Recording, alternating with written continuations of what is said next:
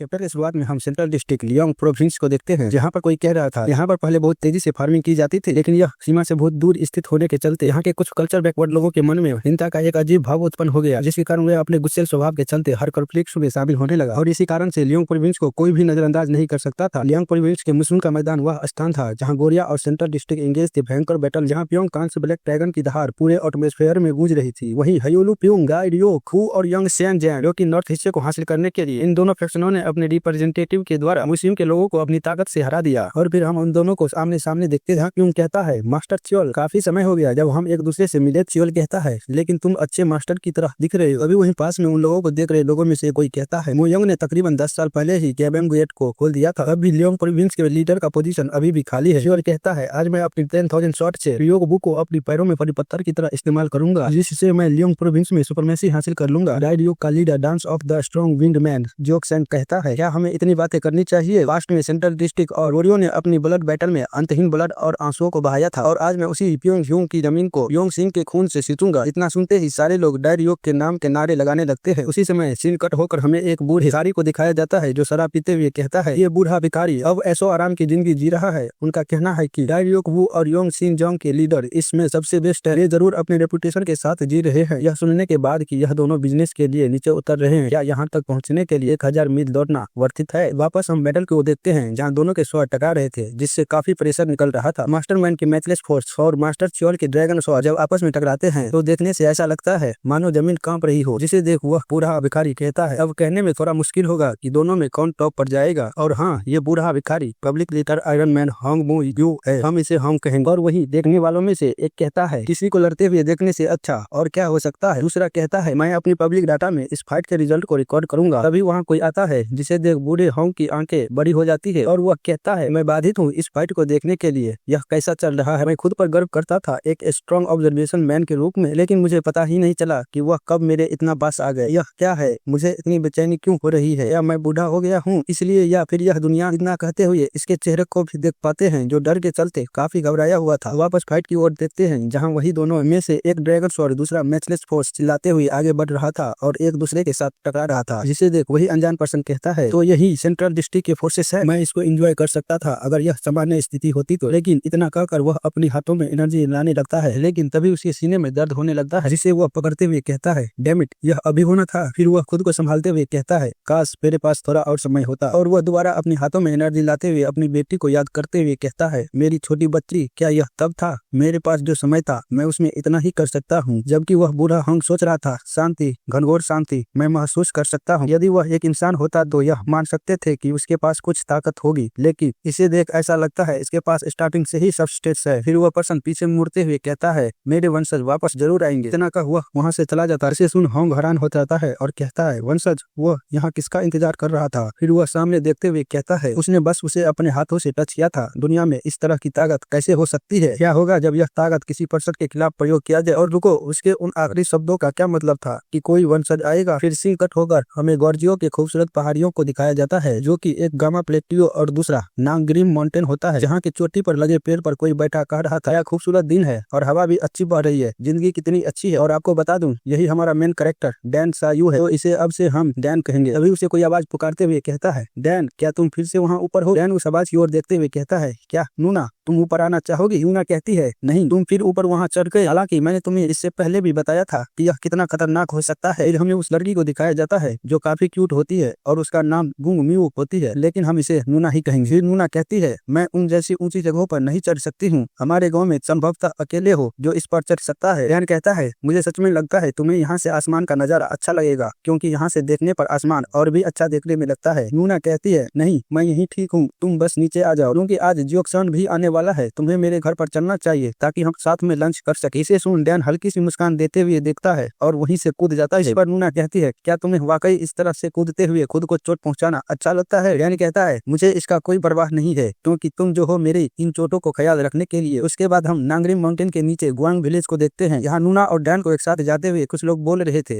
यह लड़का डैन फिर से यहाँ क्यों आ गया? दूसरा कहता है, वह सच में बेशर्म है, मुझे नहीं पता वह हमारे गाँव में क्यों रह रहा है, जबकि वह डैन क्लैन से बिलोंग करता है। जिसे सुन डैन कहता है, वह यह लोग कुछ तो हैं, जब भी मैं यहाँ आता हूँ तो क्या वह मुझे बुरा भला कहकर तक नहीं जाते। नूना कहती है, मुझे माफ करना, चलो जल्दी घर चलते हैं। तभी रास्ते में जाते हुए दोनों के सामने कोई आते हुए कहता है, नूना क्या तुम फिर से उस लड़के डैन के साथ घूम रही हो। नूना कहती है, सू ड्यूक तुम हमारा रास्ता क्यों रोक रही हो। ड्यूक कहता है, नूना तुम पहले से ही शादी लायक हो गई हो, लेकिन अभी तक अपने लिए कोई हस्बैंड नहीं खोजा है, क्योंकि तुम इस लड़के डैन के साथ घूमती हो, सही कहा ना। डैन कहता है, गानसू ड्यूक पहले तुम्हें खुद को देखना चाहिए, जो आज भी 8 साल छोटा बच्चा है, जो अब तक खुद से टॉयलेट और पेशाब नहीं कर सकता। यदि तुम शादी करना चाहते हो तो क्या तुम्हें अपना अधिक ध्यान नहीं रखना चाहिए। जिसे सुन ड्यूक डैन का कॉलर पकड़ते हुए कहता है, कमीने तुमने क्या कहा, क्या तुम अपने फादर से दूसरी जिंदगी में मिलना चाहते हो। मैंने सुना है तुम्हारा बाप भगोड़ा था, एक भगोड़े के बच्चे को इस तरह बात करने की हिम्मत कैसे हुई, और मैं तुमसे 1 साल बड़ा हूँ, ठीक है। नूना कहती है, उसे छोड़ दो बस हुआ, लेकिन वह नहीं छोड़ता तो उसके पीछे कोई इविल सा चेहरा बनाते हुए कहता है, क्यों क्या तुमने सुना नहीं। इसे सुन ड्यूक की तो भाई साहब पूरी तरह हिल गया था, लेकिन तब तक बहुत देर हो गई थी, उसने उसको पीछे से उठा लिया था। तो ड्यूक कहता है, जैक्सन तुम यह क्या कर रहे हो, पास्टर तुम मुझे नीचे उतारो कमीने। जैक्सन कहता है, ड्यूक तुम रास्ते पे खड़ा होकर मेरा रास्ता रोक रहे थे, जिससे मैं आगे नहीं बढ़ सकता हूँ, तो क्या तुम थोड़ा साइड हट जाओगे। नूना कहती है, जैक्सन तुम जल्दी उसे नीचे रखो, तुम अपनी ताकत को ऐसे नहीं इस्तेमाल कर सकते हो। जैक्सन कहता है, नूना तुम क्या कर रही हो, मैं तो बस इसे रास्ता देने को कह रहा था। फिर वह ड्यूक को फेंकते हुए कहता है, क्या यह अब ठीक है। और यह देख नूना और डैन दोनों हैरान रह जाते हैं, क्योंकि जैक्सन के फेंकने से ड्यूक वहीं पास में घर से जाकर टकरा गया था। ड्यूक बाहर निकलते हुए कहता है, तुम जैक्सन बेकार यूजलेस बास्टर्ड कमीने कहीं के। इसके थोड़ी देर बाद एक बुढ़िया को देखते हैं जो चिल्लाते हुए कह रहा था, ग्वांग जैक्सन तुम बेकार बच्चे कहीं के, तुमने उस डैन के पिछवाड़ों को बचाने के लिए हमारे ड्यूक को पीट दिया, जो कि विलेज चीफ होता है। विलेज चीफ को ऐसे गुस्सा में देख ड्यूक एक स्क्रॉल निकालते हुए कहता है, आप शांत हो जाइए, मेरे पास आपके लिए कुछ है। फिर वह डैन की ओर देखते हुए कहती है, ओह क्या तुम्हारा ही नाम गैंग या डैन है। इसे बेचारा डैन सुनते हुए कहता है,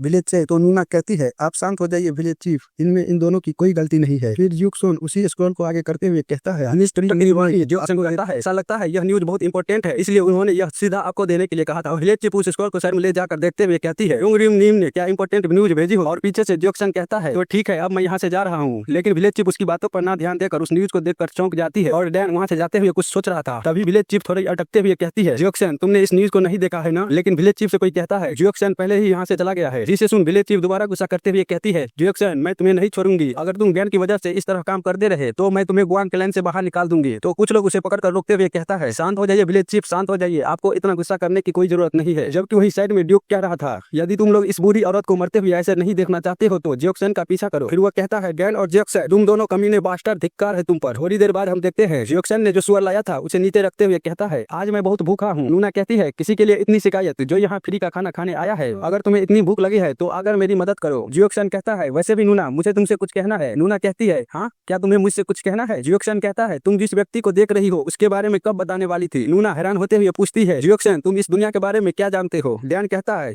क्या कोई व्यक्ति। नूना क्या तुम सच में किसी को पसंद करती हो। जैक्सन कहता है, मुझे क्या मालूम, हालांकि गांव में सब इसके बारे में बात कर रहे हैं। रेशम बेचने वाले क्लैन का वो लड़का जिसे तुम इन दिनों देख रही हो, क्या तुम एक दूसरे को पसंद करती हो। जिसे सुन डैन को कुछ समझ नहीं आता। नूना कहती है, कौन है वो लड़का और किसने कहा कि हम एक दूसरे को पसंद करते हैं। जैक्सन कहता है, तो क्या तुम दोनों एक दूसरे से डायरेक्ट शादी करने वाली हो। नूना कहती है, बेवकूफ बेटे तुम चुप हो जाओ। फिर वो थोड़ा ब्लशिंग करते हुए कहती है, सच तो यह है कि मैं किसी को देख रही हूँ, लेकिन वो हमारे गाँव से बहुत दूर रहता है, इसलिए हम बार बार नहीं मिल सकते। हमने अभी तक एक दूसरे को अच्छी तरह जानने की कोशिश भी नहीं की, इसलिए सब कुछ धीरे धीरे चल रहा है। जैक्सन कहता है, चिंता मत करो, मैंने उसके बारे में सब कुछ पता किया है, हार्ड वर्किंग है और कुल मिलाकर उसकी रेपुटेशन भी अच्छी है। वह एक अच्छे आदमी की तरह लगता है। यदि तुम उसे पसंद करती हो तो मैं उसे तुम्हें देने के लिए हमेशा तैयार हूँ। और हम डैन को देखते हैं जो कुछ नहीं बोल रहा थी। थोड़ी देर बाद डैन को हम उसी पेड़ के नीचे बैठा हुआ देखते हैं, जो सोच रहा था, या शादी नूना पहले से ही शादी लायक हो गई है। ऐसे ही सोचते सोचते उसको वही रात हो जाती है। तो वो वापस गांव पहुंचकर घर के अंदर से अपने बो एंड एरो को लेकर जाते हुए नूना की ओर देखता है और कुछ सोचकर बिना कुछ कहे वहां से निकल जाता है। कुछ देर बाद डैन को जंगल में देखते हैं, जहां वो 2 हरबों को अपने हाथों में लेकर खुशी से चिल्लाते हुए कहता है, मुझे ये मिल गया, मुझे पता था मेरी किस्मत अच्छी है।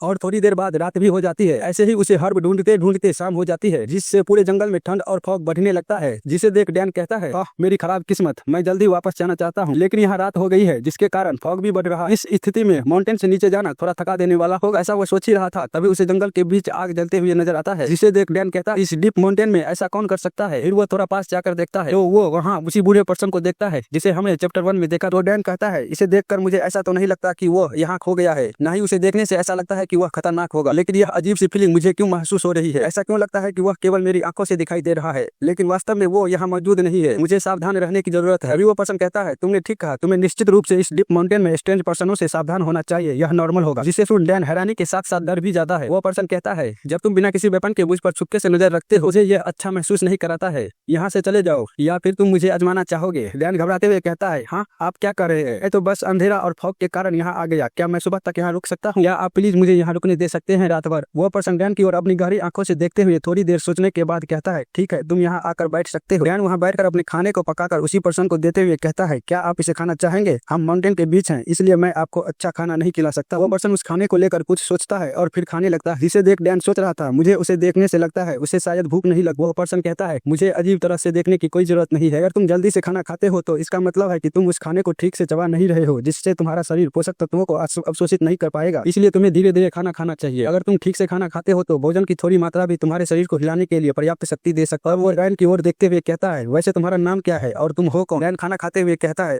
मैं डैन सायू हूँ, मैं होंग एंड रियांग माउंटेन के नीचे वाले गांव में रहता। वह पर्सन कहता है, क्या तुम हवा चियोन मिन गांव के बारे में बात कर रहे हो? मैंने सुना है वहाँ केवल वांग फैमिली के ही लोग रह सकते हैं, लेकिन यह सरप्राइजिंग की बात है कि तुम डैन थोड़ा ऑकवर्ड सा चेहरा बनाते हुए कहता है, यह कुछ खास परिस्थितियों के कारण इस तरह है। वह पर्सन कहता है, यह तो इंटरेस्टिंग है। क्या तुम अपने डर को अपने स्माइल के पीछे छुपाने की कोशिश कर रहे हो? डैन घबराते हुए सोचता है, क्या यह हो सकता है? वह मेरे दिमाग में चल रही सारी चीजों को पढ़ रहा। उसकी अजीबोगरीब रंग की आंखें मुझे डरा रही है। कैन मुस्कुराते हुए कहता है, वेल आप कहाँ जा रहे हैं सर? यह माउंटेन इस जगह पर सबसे ऊंचा है, यहाँ आम आदमी आने की हिम्मत भी नहीं करते। वो पर्सन थोड़ी देर सोचने के बाद कहता है, मैं किसी को मारने के रास्ते पर। हैरान होकर कहता है, मुझे माफ करिएगा सर, लेकिन यहाँ तक कि आप जीने से परेशान हैं तो भी आपको सही तरीके से जीने की जरूरत है। वह पर्सन कहता है, तुमने मुझे हंसा दिया, मैं जाने देने जैसा काम नहीं करता ही, मैं खुद को मारने लायक हूँ। मैं अपनी लंबी यात्रा समाप्त करने जा रहा। जिसे सुन डैन कुछ समझ नहीं पाता। पर्सन दोबारा कहता है, मेरी जर्नी के अंत में मैं बस मरने तक इंतजार करने जा रहा हूँ। फिर वह अपनी आंखें बंद करते हुए कहता है, यह खाना बहुत अच्छा था, मुझे एक लंबा अरसा हो गया है जब मैं कुछ अच्छा खाया हूँ। वून उसे चुपचाप देख रहा था।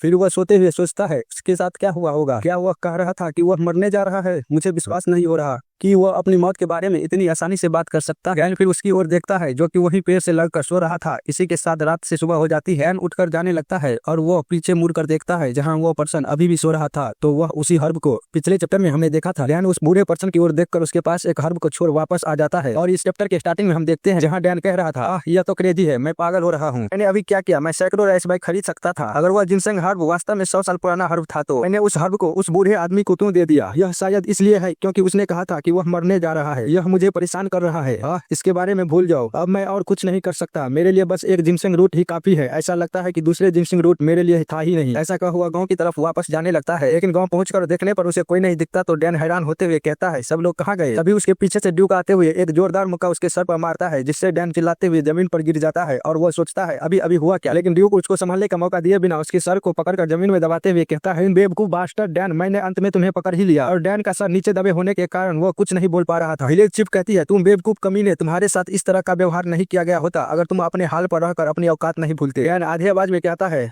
तुम कमीनी बुढ़िया। विलेज चीफ कहती है, यह गांव में सभी के लिए है, कोई भी इसे अब से इस रास्ते पर नहीं चलने देगा, इसको पकड़कर कहीं बंद कर दो। डैन कहता है, रुको, तुम किस बारे में बात कर रहे हो? तुम लोग मुझे इस रास्ते पर क्यों नहीं चलने दे रहे हो? ड्यूक हंसते हुए कहता है, तुम्हें ज्यादा हैरान होने की कोई जरूरत नहीं है। योंगरी हमारे गाँव में आ रहा है कैपिटल से, उसे यहाँ इस जगह को मैनेज करने के लिए भेजा गया है। क्या तुम्हें नहीं लगता कि वह एक राजा की तरह है? डैन कहता है, तो इसका मुझसे क्या लेना देना है? विलेज चीफ गुस्से की नजरों से कहता है, योंगरी युवान से एक मैसेंजर के रूप में आ रहा है और यह कहा जाता है वह पर्सनली युवान को भेजने के लिए एक प्रिंसेस को चूज करेगा। एंड गुस्से के साथ चिल्लाते हुए कहता है, तो क्या तुम कमीने लोग नूना को भेजने के बारे में सोच रहे हो? और वो अपनी दांतों से ड्यूक का अंगूठा काट लेता है। ड्यूक दर्द के मारे कहता है, डैन तुम बास्टर्ड। लेकिन तभी डैन उसके चेहरे पर एक जोरदार कोहनी के साथ मारता है, जिससे वह पीछे गिर जाता है। और डैन का लुक तो देख रहे हो ना, कतई जहर लग रहा है। फिर वो अपने बो की ओर देखता है और उसमें एरो डालते हुए ड्यूक को दोबारा जोरदार चेहरे पर एक घुटना मारता है। इसके बाद डैन एरो को ड्यूक के चेहरे पर ले जाकर कहता है, हमेशा से सोचता था मैं इसके बारे में कुछ नहीं कर सकता। तुम लोग बिना किसी वजह के मुझसे नफरत करते थे, या फिर इसलिए क्योंकि मेरा सरनेम अलग था। मैंने इंडोर किया जब सभी ने मेरे फादर को भगोड़ा कहा, क्योंकि यह सच था, मेरे फादर वैसे भी भाग गए थे। यह भी सच था, जब मेरे फादर और मेरे जाने के लिए कहीं और जगह नहीं था तो तुम लोगों ने हमें यहाँ रहने दिया। विलेज चीफ कहती है, तुम लोग क्या कर रहे हो? धिक्कार है तुम सब पर, जाओ उसे पकड़ो। तुम डैन बास्टर्ड। डैन पलट कर देखते हुए अपने एरो को विलेज चीफ की ओर छोड़ते हुए कहता है, मेरे पास कोई नहीं आएगा। वो एरो सीधे विलेज चीफ के डंडे को अपने साथ पीछे लेकर चला जाता है, जिससे विलेज चीफ काफी ही ज्यादा घबराते हुए कहती है, तुम कमीने बास्टर्ड। कहता है, हालांकि मेरे फादर भाग गए, लेकिन मैंने उनसे जो सीखा है उसके लिए मैं उनका आभारी हूँ। इसे भागे, कैसे पीछा करे और कैसे शिकार करे, मैं डेफिनेटली इन तीनों चीजों को इस गाँव में किसी से भी बेहतर कर सकता हूँ। जो भी मेरे पास आने वाले हैं वहीं रुक जाओ, नहीं तो मैं उन सभी के सरों में छेद कर दूंगा जो भी पहले मेरे पास आएगा। जिसे सुन सभी खामोश होकर वहीं रुक जाते हैं। डैन कहता है तुम सभी हमेशा से चाहते थे मैं ग्वांगा विलेज को छोड़ दूं। वो ठीक है, तुम लोग जैसा चाहोगे वैसा ही मैं करूंगा, लेकिन नूना और जैक्सन के साथ ना कह। डैन वहां से भागने लगता है। विलेज चीफ पीछे से चिल्लाते हुए कहती है तुम बेकार कचरे कहीं के बास्टर्ड, वहीं रुक जाओ। उठते हुए कहता है विलेज चीफ युआन का मैसेंजर जल्द ही यहाँ आ जाएगा, अगर नूना भाग जाती है तो हमारा गाँव तबाह हो सकता है। विलेज चीफ कहती है यह कौन नहीं जानता, तुम यहाँ क्या कर रहे हो। उस डैन बास्टर्ड के पीछे जाओ। हम वहाँ एक घोड़े का पैर देखते हैं जिस पर कोई बैठकर वहाँ पहुंच गया था, जिसे देख विलेज चीफ के साथ साथ पूरे गाँव वाले भी डर चले थे। में हमने देखा था डैन को भागते देख विलेज चीफ ने सबको उसे पकड़ने के लिए कहा था, लेकिन तभी वहाँ घोड़े पे बैठकर कुछ लोग आ गए थे, जिसे देख विलेज चीफ के साथ साथ पूरे गाँव वाले डर गए थे। चैप्टर के स्टार्टिंग में हम देखते हैं डैन कहता है क्या यही वो कमीने मैसेंजर्स है जो युआन से नूना को लेने के लिए आए हैं। फिर हमें उस मैसेंजर का चेहरा दिखाया जाता है जो डैन की ओर देख रहा था। तो डैन कहता है इसकी आंखें हमारी जैसी है। फिर डैन बड़ी तेजी से भागते हुए कहता है मैं उन कमीनों के लिए नूना को नहीं खो सकता। और वो मैसेंजर डैन को नूना के साथ भागते देख कहता है जाओ उस लड़की को पकड़ के ले आओ। इन दोनों को हम नंबर 1 और नंबर 2 कहेंगे। नंबर 1 कहता है और उस लड़के के बारे में क्या। मैसेंजर कहता है मुझे परवाह नहीं अगर तुम उस लड़के को मार देते हो, लेकिन ध्यान रखना वो लड़की एक दिन युआन के किस्मत को होल्ड करने वाली है, इसलिए तुम्हें उसे बिना किसी खरोच के अपने अंडर लाना होगा। वे दोनों जाते हुए कहता है जैसी आपकी इच्छा, जिसे देख विलेज चीफ के मुंह खुल जाते हैं और ड्यूक को कुछ समझ नहीं आता। नंबर 1 और नंबर 2 को देखते हैं जो अपने घोड़े से बड़ी तेजी के साथ डैन और नूना के पीछे जाने लगता है, लेकिन मैसेंजर अभी भी डैन की ओर देखते हुए सोच रहा था कि कैसे उसने ड्यूक को अपने कोहनी से मार खुद को छुड़ाया और फिर घुटने से मार नीचे गिराते हुए उसके सर पर अपनी एरो को तान दिया। और वह कहता है यह हरामी जिसने अभी तक मार्शल आर्ट भी नहीं सीखा है, ये देखने में इंटरेस्टिंग होगा जब वह एक हंटर बन जाएगा। उसी समय डैन को देखते हैं जो अभी भी नूना को लेकर बड़ी तेजी से भाग रहा था और सोचते हुए कहता है नहीं इतना काफी नहीं होगा, मुझे और तेजी से भागना होगा। लेकिन तभी उसके पीछे नंबर 1 और नंबर 2 बड़ी तेजी से आ जाता है। देख डैन अपनी एरो को बो में लगाकर उन दोनों की ओर छोड़ देता है, लेकिन नंबर 1 और नंबर 2 दोनों ही स्वॉर्ड को बाहर निकालते हुए डैन के आ रहे एरो को बड़ी ही आसानी से काट देता है। डैन जिसे देख हैरान हो जाता है, लेकिन तब तक उनमें से एक का हाथ डैन के चेहरे को पकड़कर सीधे जमीन पर पटक देता है। इसे देख नूना चिल्लाते हुए डैन का नाम पुकारती है। वो दूसरा उसके पीछे आते हुए उसके मुंह को पकड़कर बंद कर देता है। डैन उसको ऐसा करता देख बंद मुंह से ही नूना का नाम पुकारता है। उसी समय नंबर 1 अपनी स्वॉर्ड को डैन को मारने के लिए आगे करते हुए कहता है आज मैं तुम्हारे दिल को तुम्हारी धड़कन से अलग कर दूंगा। ना वो कह पाता है तभी उसके चेहरे पर एक जोरदार मुक्का पड़ता है जिससे वो पीछे की ओर उड़ते हुए जाने लगता है, जो कि जैक्सन ने मारा था डैन को बचाने के लिए। नंबर 2 कहता है अरे नहीं। नूना भी इसे देख हैरान हो जाती है, लेकिन नंबर 1 अपनी स्वॉर्ड जमीन में घुसाते हुए खुद को संभालता है। डैन कहता है जैक्सन। जैक्सन कहता है डैन ये कमीने लोग कौन है। थोड़ी देर बाद हम देखते हैं जहाँ जैक्सन कहता है वो तुम कह रहे हो ये कमीने युआन से यहाँ आए हैं। डैन कहता है हाँ तुमने ठीक कहा, और स्क्रोल जो तुमने ह्यूंगरी से लेकर यहाँ आए थे उसमें नूना को एक प्रिंसेस के रूप में पेश करने के बारे में था। जैक्सन कहता है क्या एक प्रिंसेस। डैन कहता है सबसे पहले हमें नूना को जियोकरैंग बोंग पीक पर ले जाना होगा, इन सभी को वहाँ जाने में बहुत दिक्कत होगी। नंबर 2 हंसते हुए कहता है मुझे लगता है तुम्हारे लिए यह बहुत प्रॉब्लमेटिक है, क्या तुम्हें मेरी हेल्प चाहिए। नंबर 1 कहता है अपना मुंह बंद रखो। फिर वह अपना स्वॉर्ड को सामने करते हुए कहता है बास्टर्ड कौन परवाह करता है कि इनसाइड क्या है। वह सीधे जैक्सन की ओर स्वॉर्ड को लेकर बढ़ते हुए कहता है तुम दोनों अब एक अच्छी मौत के बारे में सोचना बंद कर दो। जिसे देख जैक्सन कहता है गंगा विलेज के वह कमीने, इससे कोई फर्क नहीं पड़ता कि तुम कितने डिस्परेट हो, एक फैमिली मेंबर को प्रिंसेस बनाने के लिए इसे बेचने के बारे में कोई कैसे सोच सकता है। फिर वो जोर से चिल्लाते हुए कहता है डोंट लाफ, मैं उन बारबेरियन लोगों को नूना कभी नहीं ले जाने दूंगा। जिसके बाद वो एक हाथ में अपनी कुल्हाड़ी और दूसरे हाथ में अपनी पीठ पर टंगी लकड़ी को पकड़ते हुए आगे की ओर बहुत तेजी के साथ भागते हुए नंबर 1 को मारता है। लेकिन नंबर 1 बचते हुए कहता है तुम तो बहुत जोशीले यंग मैन हो, मेरे पास तुम लोगों पर बर्बाद करने के लिए समय नहीं है। फिर वो अपनी स्वॉर्ड को घुमाते हुए उन लकड़ियों के बीच से काटते हुए कहता है तुम दोनों को जल्द ही मार डालूंगा। जैक्सन बिना रुके अपनी कुल्हाड़ी से नंबर 1 पर हमला करता है, तो नंबर 1 अपनी स्वॉर्ड को आगे करते हुए उसे रोकता है। जैक्सन कहता है तुमने कहा था तुम हम दोनों को मार डालोगे, यदि तुम कर सकते हो तो इसे जल्दी करो। नंबर 1 सोचता है मैं इसे और नहीं रोक सकता, वह इतना पावरफुल कैसे हो सकता है। वह थोड़ा पीछे हटते हुए जैक्सन के कुल्हाड़ी को अपने स्वॉर्ड से पीछे रिफ्लेक्ट कर देता है और जैक्सन के गले को काटने वाला होता है। तभी डैन जैक्सन के कंधे पर अपने पैरों को रखते हुए एक ऊंची छलांग के साथ ऊपर की ओर से एक साथ 2 एरो को नंबर 1 पर शूट कर देता है। इसे देख नंबर 1 कहता है तुम कचरे। फिर वो अपनी स्वॉर्ड को घुमाते हुए डैन के दोनों एरो को अलग अलग दिशाओं में रिफ्लेक्ट करते हुए कहता है इतना घटिया चाल है, इससे कोई फर्क नहीं पड़ने वाला है। लेकिन तभी जैक्सन उसके पेट पर एक जोरदार मुक्का मारता है जिससे वह एक चीख के साथ पीछे पेड़ से टकराता है और कहता है तुम बदमाश बच्चे। इसी समय डैन का एक और एरो उसके चेहरे के बहुत पास आ जाता है, इससे वह साइड होकर बचता है जो कि पैर में जाके लगता है, जबकि दूसरा उसके जांघों के बीच जाके लगता है। इसे देख नंबर 2 हंसते हुए कहता है यह बच्चा काफी इंटरेस्टिंग है। वहाँ मैसेंजर आते हुए कहता है क्या तुम मुझसे मजाक कर रहे हो, तुम्हारी हंसी पूरे माउंटेन में गूंज रही है, ऐसा लगता है कि तुम इस पूरे सिचुएशन को बहुत एंजॉय कर रहे हो। डैन कहता है यही वह कमीना है जो युआन से मैसेंजर के रूप में आया है। मैसेंजर कहता है काफी समय हो गया जब मैंने उन्हें ऑर्डर दिया था कि तुम्हें लेकर आए, लेकिन अब तक कुछ नहीं हुआ। मैं इमेजिन नहीं कर सकता युआन के इलाइट वॉरियर स्ट्रगल कर रहे हैं गोर्जियो के कुछ यंगस्टर के खिलाफ, और वो अपनी कातिलाना नजरों से उनकी ओर देखता है।